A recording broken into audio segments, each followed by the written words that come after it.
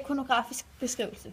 Vi har et billede med 2 mennesker i forgrunden og en lilje i en potteplante i midten i forgrunden. Det ene menneske er en pige, hun står i venstre side af billedet, og det andet menneske er en engel, der står i højre side af billedet.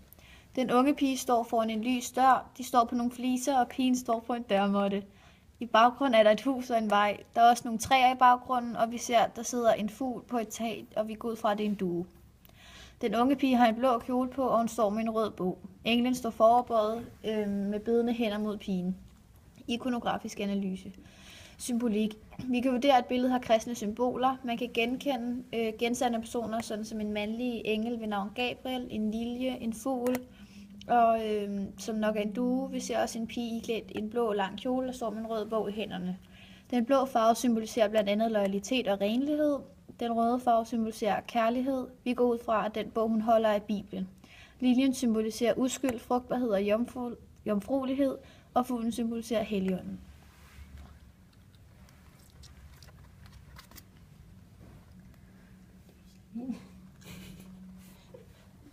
Kom bare. Ej, vi lader den køre.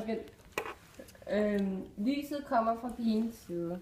Det kan ses på søjlerne, på hendes højre kind og på englens pande. Vi kan se skyggerne fra blomsten og bag ham.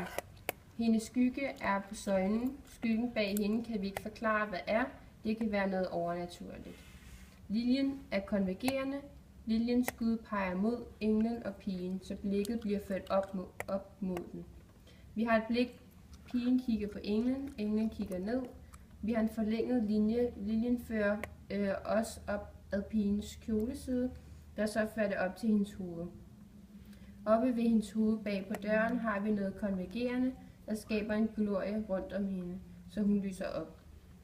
Støttede linjer. Man kan se de lodrette linjer på huset, som er med til at fremhæve pigen og englen, da de også står lodret.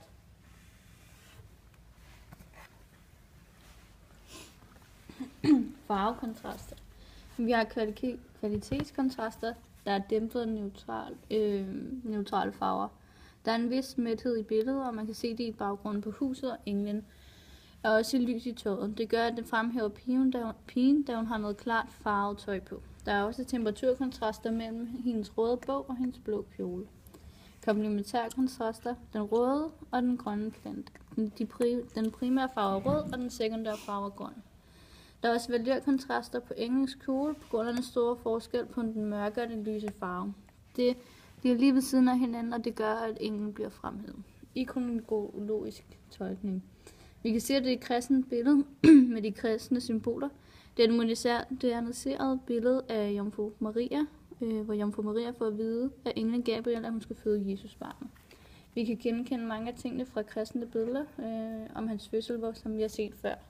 Her genkender vi Jomfru Marias blå kjole og den røde farve på bogen. Englen Gabriel og linjen, som hun får, og så fuglen, som symboliserer Helligånden.